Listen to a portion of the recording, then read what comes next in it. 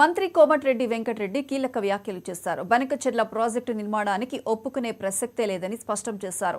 కాంగ్రెస్ ప్రభుత్వం ఇవ్వని హామీలను కూడా అమలు చేస్తుందన్నారు. కృష్ణానదీ జలాలను చంద్రబాబు, జగన్మోహన్ రెడ్డి అక్రమంగా తరలించారన్నారు. మేడిగడ్డ 2 పిల్లర్లు కాదు, మొత్తం కూలిపోతుందని ఎన్డీఎస్ రిపోర్ట్ ఇచ్చిందని మంత్రి కోమటిరెడ్డి వెల్లడించారు. కాళేశ్వరం ప్రాజెక్టు దేశంలోనే వింత అని అన్నారు. అది కూలిపోతే ప్రపంచ వింత అవుతుందన్నారు. మళ్ళీ 60 మాసాలు కూడా మేమే ఉంటాం. మీకు ఒకటే కోరుతున్నాం, అప్పుల పాలు చేస్తే వడ్డీలు 6,000 కడుతున్నాం. అయినా సరే మీ ఏ సంక్షేమ పథకం ఆపకుండా చేస్తున్నాం.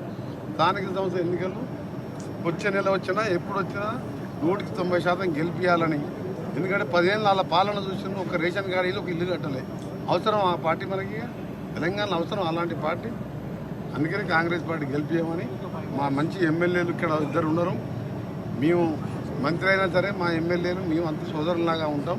తప్పకుండా ఇక్కడ బస్వాపూర్ కానీ గంధమల్ల కానీ మా బునియాద్ గారి కాలం గురించి మా ఎమ్మెల్యే అనిల్ కుమార్ రెడ్డి గారు అటు ఆయిలయ్య గారు పట్టుబడి సాధించుకుని ల్యాండ్ ఎక్వేషన్ కూడా 70 కోట్లతో ప్రపోజల్ పోయింది.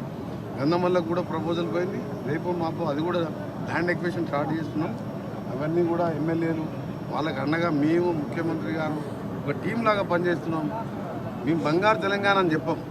నీవు ఇచ్చిన నిధులు నీళ్లు నియామకాల గురించి ఇలా మా ముఖ్యమంత్రి గారు చెప్పింది. అక్రమంగా కృష్ణా నీళ్లు జగన్మోహన్ రెడ్డి గారు చంద్రబాబు నాయుడు తీసుకుపోతే 20 మాసాల సమయం ఉంది. మీ